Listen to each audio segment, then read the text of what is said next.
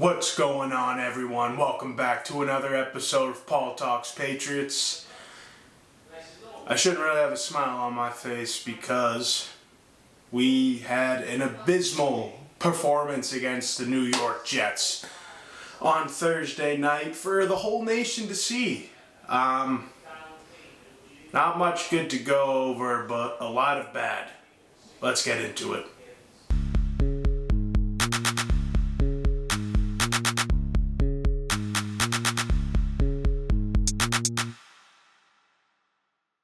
Well, I wanted to start off with Keion White because Keion White has been getting a lot of love from Patriots fans. In fact, he's one of the few bright spots this year for our team. However, I really think he's getting overhyped.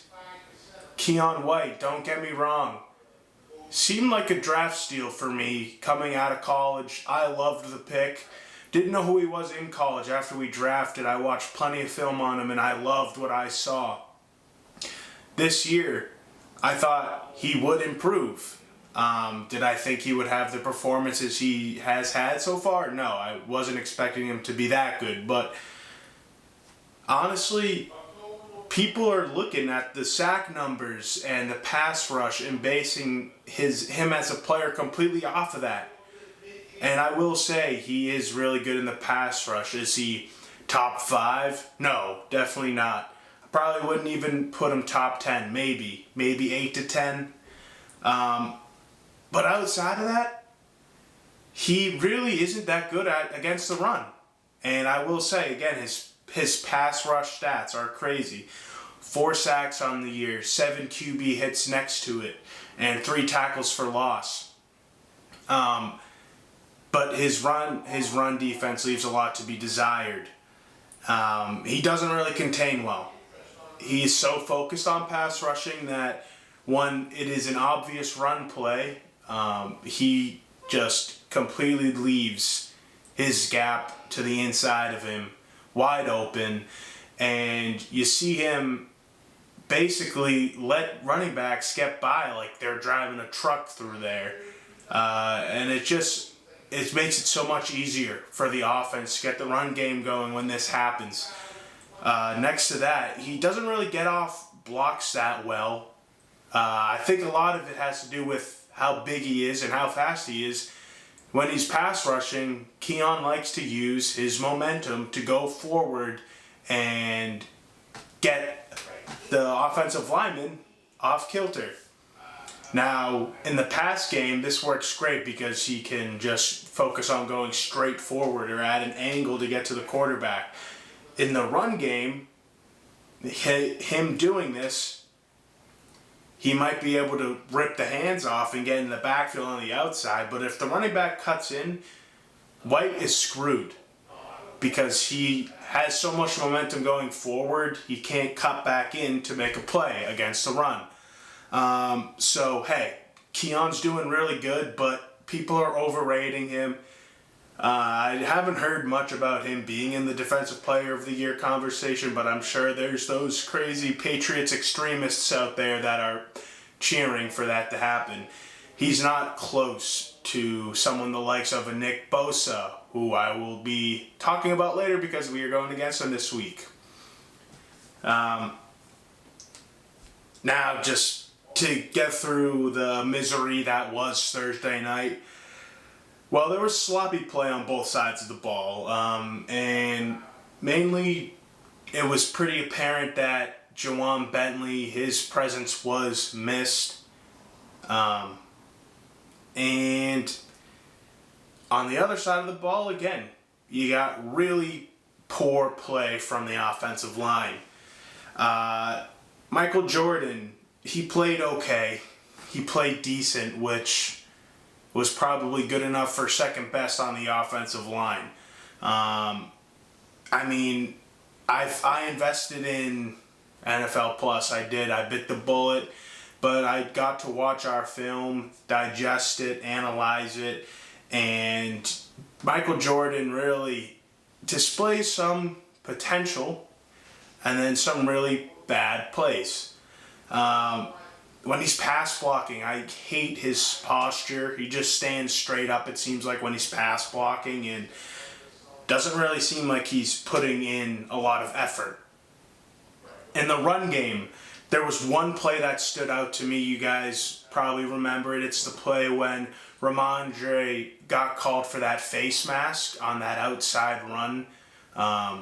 Well, why was he getting tackled by that guy? Because all Michael Jordan had to do on the backside of that play was block off his guy for maybe 2 seconds. He didn't even have to try that hard. Just all he had to do was block off his defender. Instead, he kind of just got his hands on him and then let him run free, assuming that Ramondre would be far gone by then. Well, Ramondre broke through the hole but got tripped up a little bit, and by the time he caught his pace again to go as fast as he can, the guy Michael Jordan was supposed to be blocking had caught up to Ramondre, and Ramondre caught that face mask penalty. Who was there after that guy to catch Ramondre? Well, there was the safety that was about 20 yards away. So Ramondre probably takes that run to the house. What would have been about a 60-yard run had Michael Jordan just held on to his guy for literally just one more second, maybe not even. So it's plays like that that really upset me, grind my gears, especially as a former offensive lineman myself. I hate seeing that lack of effort from offensive linemen. Doesn't take an all-pro caliber player just to seal off your guy for 2 seconds. Other than that, Michael Jordan played all right, and he's definitely not my biggest worry on this offensive line. Who played like absolute crap? We were all expecting it. That would be Keion Wallace. The rookie got his first start at left tackle, and it did not really go too well for him. Elliott Wolf believed that Keion Wallace could play left tackle, and maybe he can. The athleticism just is not there, but it seems like if Wallace can fix his fundamentals, which is no easy task. If you watch him play, it's a lot of work. He could be a decent left tackle, but that's going to take a while, and I think Keion is suited better on the right side of the line. But we don't get that luxury of being able to put him at right tackle this year. So he needs to improve his fundamentals. I saw him multiple times against pass rushing open his hips up way too early and just let the edge rusher get into Jacoby's grill way too fast. So that was tough to watch. The other rookie, Layden Robinson, really just needs to study the playbook more, it seems like. It was actually another frustrating performance to watch. Listen, Layden has improved since he's been on the team. He's had a quick turnaround and has proved that he can start, but when he knows what he's doing, it goes really well. But the problem is he doesn't always know what he's doing. There were multiple plays where defensive linemen were infiltrating through the center of the line, and it's either, if you watch, it was either Layden's fault or it was Andrews' fault. And I'm going to make a good assumption here and say that it wasn't David Andrews screwing up the blocking assignment. So Layden needs to study the playbook more, learn the offense, and he could be really good.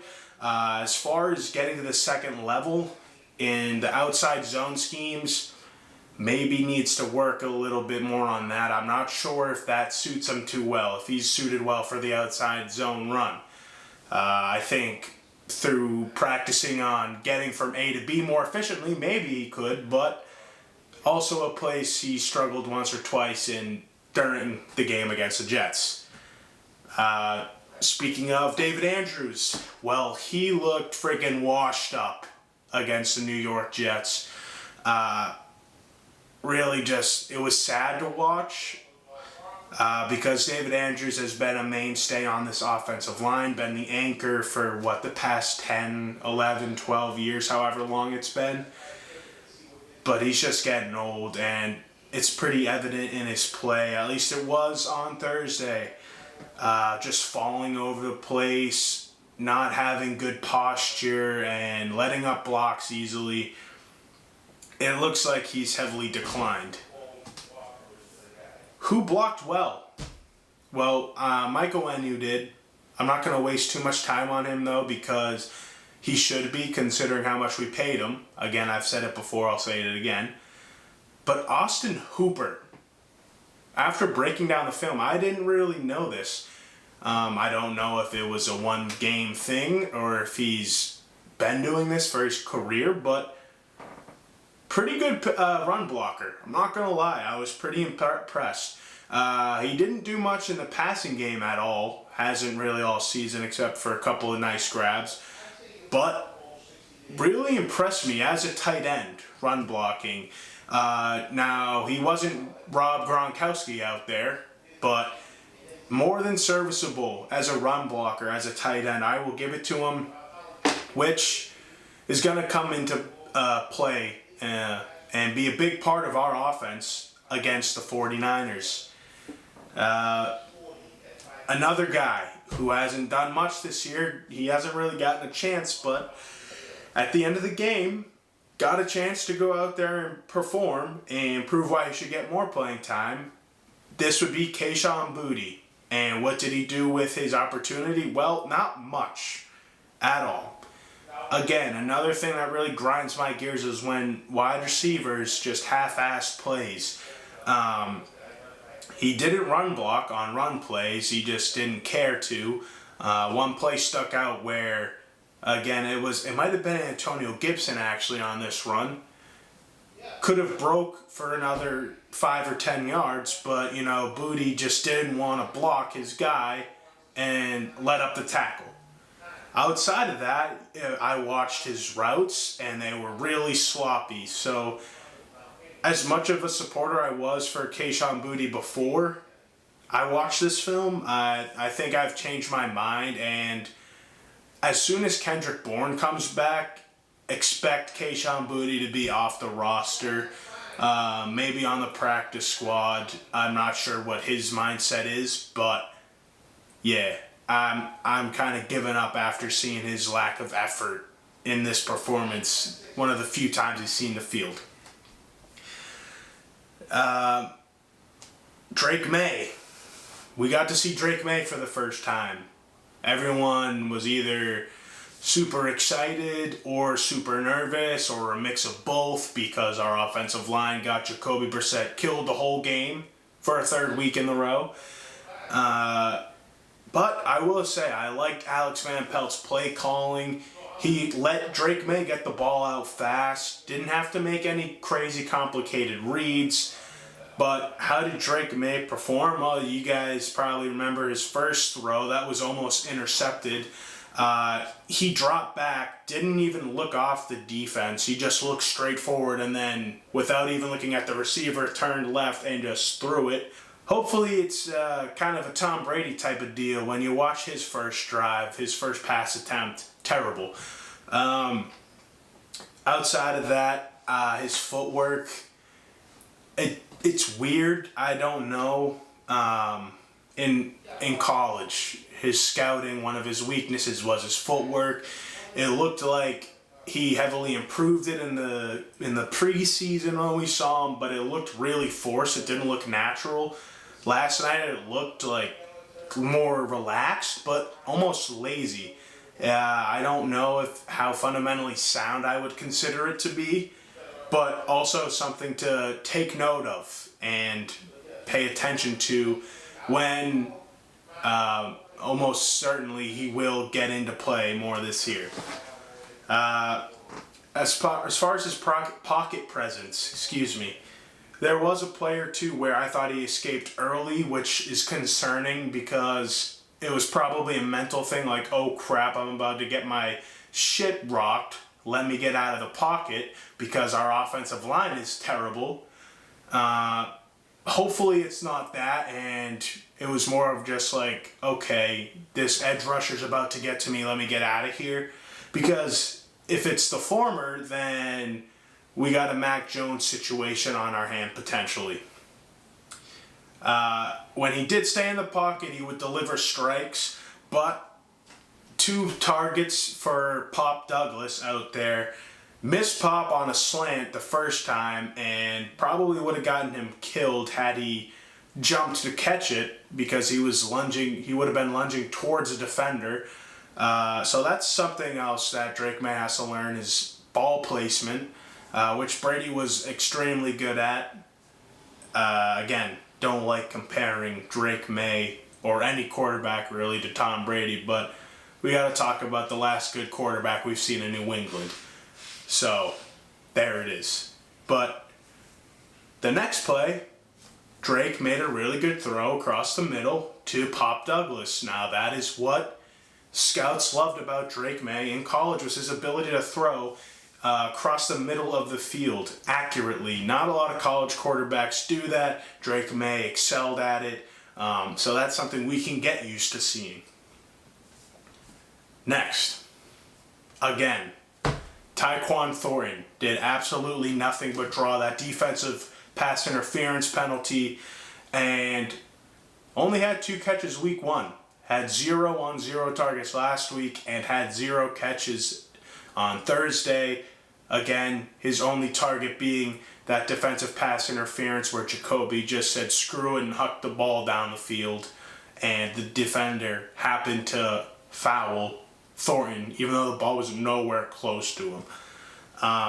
Tyquan, I don't know what is up. I will reiterate what I said last year. I didn't buy all the hype that you were getting, and you've clearly proven again that you have not improved since last year. So, still waiting on you to do something. Maybe just 1 catch down the field would be awesome. I'm going to take a commercial break. We'll get back into San Francisco versus New England when we get back. This is Paul Talks Patriots on Dog TV. Malo is my French bulldog. He made my heart bigger when he came in my life. He never really liked his food. He wouldn't eat till like 10 o'clock at night. To me, it was saying, oh, I guess I don't want to starve. He was having skin breakouts, and putting the 2 and 2 together, what you put into your body is what you get out. I know that if I'm eating a bunch of processed food, I'm not going to feel good. So that kind of led me to Farmer's Dog. Immediately, his skin issues went away. I love what they're doing. It's already portioned out. He's eating whole foods. It's amazing.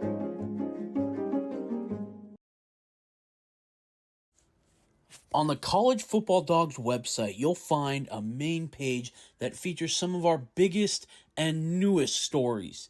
Our conference pages for content related to your favorite team's conference. Our team store, where we have products that are available all year long, as well as gear available for a limited time only. Our podcast page, where you can see when one of the 12 plus College Football Dogs podcasts is streaming live on social media. Our subscription page, where you can join our Discord. If you're interested in becoming a contributor at College Football Dogs, email us at info@collegefootballdogs.com.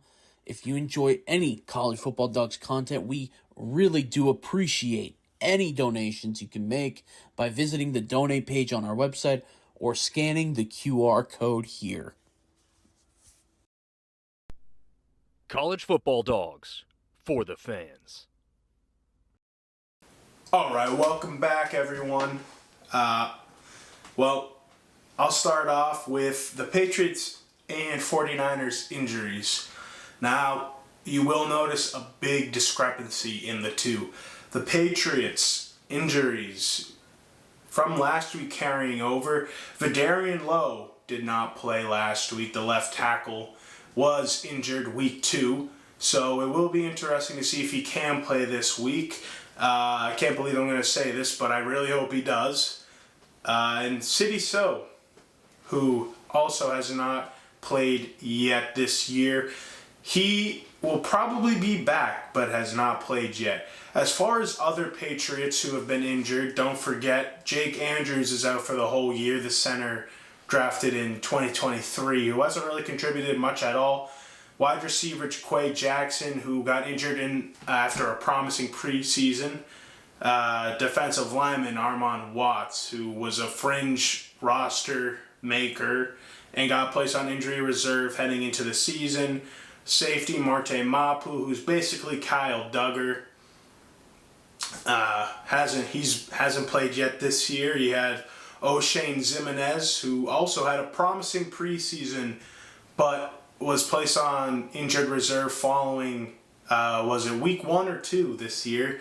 He'll be out for a couple more weeks. And wide receiver Kendrick Bourne, who is going into the final week on the injured reserve. We won't see him against the 49ers, but he should hopefully be back for week 5, maybe week 6. I'm looking forward to that. And then other injuries that we have dealt with, and there's not really a committed timetable on their return. Linebacker Sione Takitaki, who we signed in the offseason, who we could desperately use the help of. He's not going to be Jawan Bentley, but shit, he'll help. Defensive tackle Christian Barmore, not sure when he'll return, if at all this season. Another guy that I am praying he gets better for his own sake and for the sake of New England. And then lastly, offensive lineman, offensive guard Cole Strange. So again, no idea when he will be back. They went from saying weeks to saying months. So don't expect him back anytime soon. But another guy we could use back. Really bad. Now, you take a look at the 49ers injuries, and fellas, might be the reason we luck out this weekend. The best running back in the NFL, Christian McCaffrey, is on the IR for them. He's seeing a specialist in Germany for his Achilles tendonitis. So it's got to be really bad. There's absolutely no way he plays. He is on the IR, so he'll be out for a couple more weeks. Offensive lineman, starter in the Super Bowl last year for the 49ers, John Feliciano, is out. Wide receiver, Deebo Samuel, probably not going to play. He was listed as doubtful last week, but probably going to remain on the IR this week. I don't think he will play. I'm not really worried about it. Next to him, wide receiver, first-round draft pick this year for the San Francisco 49ers, Ricky Pearsall, probably not going to play. If you heard the headlines or didn't hear the headlines, Ricky Pearsall got shot a couple weeks ago in the chest. Luckily, walked into the ambulance and went to the hospital. Is fine. He's recovering. So happy to see that. And luckily for us, I don't think he will be playing. And then you have linebacker Dre Greenlaw, the Pro Bowl caliber linebacker, along with Javon Hargrave, who just got injured last week, their starting defensive tackle, made a Pro Bowl last year. That is going to be huge for us, a huge loss for the 49ers. And then on the offensive side of the ball, with McCaffrey, Deebo, and Ricky Pearsall all not playing, George Kittle has been injured, but is looking like he will make a return this week. We'll see. He was out last week, and he is back practicing now, I believe. So he's probably going to play if I had to guess, considering the state of the rest of the offense. But again, fingers crossed he is not playing this week. And the most important name on this list, but don't get your hopes up, quarterback Brock Purdy is on the injured list for the 49ers, just dealing with some back soreness. He's day-to-day. He's going to play. Don't get your hopes up with that. But something worth noting, as far as how we are going to stack up against the 49ers offense, well, we got to stack the box, in my opinion. If George Kittle doesn't play, that means we're going to be dealing with Brandon Ayuk, the wide receiver who we tried trading for, and Jawan Jennings, who had a spectacular game last weekend. He had 11 catches for 175 yards and 3 touchdowns. The only other receiver to do that in 49ers history, Jerry Rice. But again, Jawan Jennings is normally their wide receiver 3. If you watch the game, a couple of times he was left wide open due to the Rams screwing up, not because he was running insane routes and beating coverage. So I'm not really too worried about him, despite his performance last week. He's not going to do that ever again.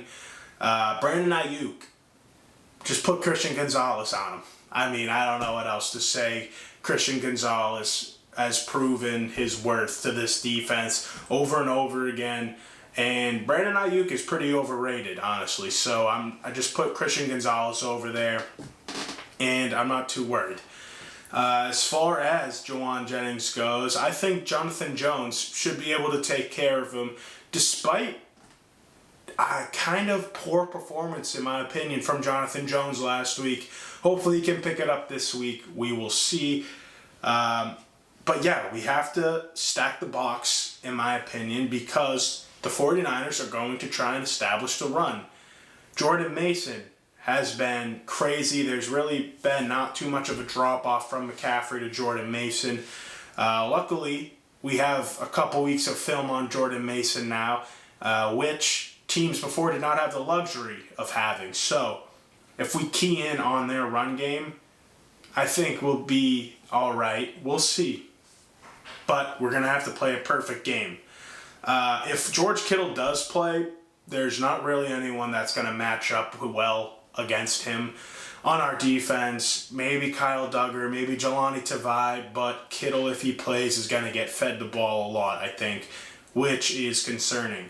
As far as Brock Purdy goes, after watching the film from the Rams' comeback victory against the 49ers this past weekend, Brock Purdy likes to roll out of the pocket a lot, which he is a pocket passer, I would say. I would consider him as, but surprisingly rolled out of the pocket a lot.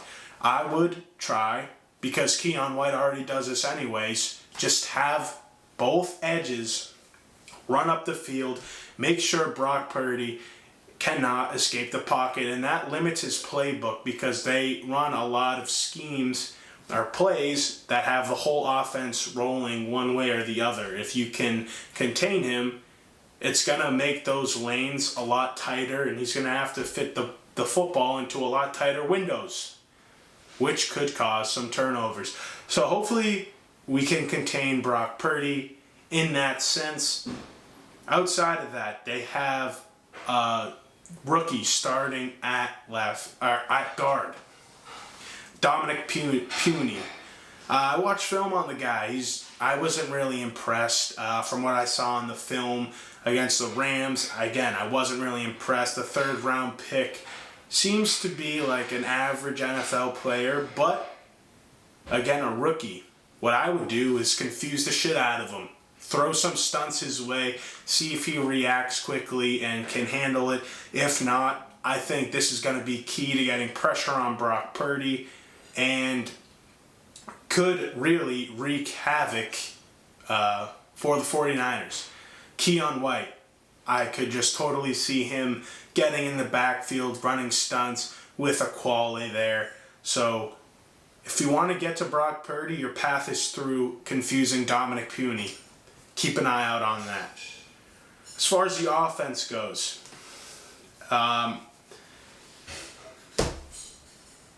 yeah, you just try the same stuff and hope it works, I guess. But luckily, Javon Hargrave, like I said, is injured for the 49ers, and they already have another injury on their defensive line, so they are really thin at the interior line. So let's attack it. Screw the wide zone running to the outside zone running. Just man up, go forward, go right up the middle. And Fred Warner, yeah, is he one of the best middle linebackers in the NFL? Shit, he might be the best. But let him worry about making a play, dominate the line of scrimmage, run it right up the gut, and make them try and stop your run. I don't think we're going to be able to block Bosa if we do the outside zone running. Nick Bosa, their edge rusher, again, maybe arguably the best in the league. Probably, or I will say, consensus top 3 edge. And we don't really have anyone to block him for the outside zone or passing. This is why we need to focus on the inside running. As far as Nick Bosa goes, hopefully Vidarian Lowe is back, and we don't have to deal with Caden Wallace trying to block the Defensive Player of the Year candidate. But it's going to be an all-hands-on-deck type of thing. Whoever's in the backfield, whether it's Ramondre or Antonio Gibson, needs to chip Nick Bosa as much as they can, or shit. Whoever is playing left guard, whether it's Michael Jordan again or City So, if they're not blocking anyone, just turn to their left and just hit the shit out of Nick Bosa and just wear him down. Try and wear him down. And hopefully you can contain him. On the other side, we're dealing with Leonard Floyd, who is a former Bill, so Mike Onwenu hopefully knows him well and can contain him. I'm not too worried about him. But, yeah, we need to run up the middle and get the ball out fast in the passing game. Pop Douglas, really good performance last week. 7 receptions and 69 yards. We need another repeat performance like that. Other than that, we need to get Jalen Polk involved. A guy who knows how to make run routes well, make moves after the catch. Why don't we use him? It kind of baffles me. Get him the ball. And again, get Antonio Gibson the ball in open field. I don't understand what Alex Van Pelt is doing here. After all of this, after all of the scheming he did in preseason with Antonio Gibson, we just really haven't used him much in the receiving game. You might get him involved too. At the end of the day, guys, I think it's going to be another tough week of being a Patriots fan, and it may be worse than Thursday night. We are going to lose this game. If you want free money, I would bet 49ers spread, which is -10. I think it's going to be a blowout. I have the 49ers winning 27-6. Hate to say it, but it's going to be miserable. That's all I've got for you guys. I will be live tweeting during the game most likely, so please give me a follow on X at PaulTalksPats. And please like the video, comment whether you liked it or not. Leave a comment. I'm always open for criticism. Let me know how you like the video or what I can improve on, or hell, if you think I straight up suck at this, let me know. But if you're feeling generous, hit that subscribe button so you can see my videos every week. Until next week, this is Paul Talks Patriots on Dog TV. Peace, y'all.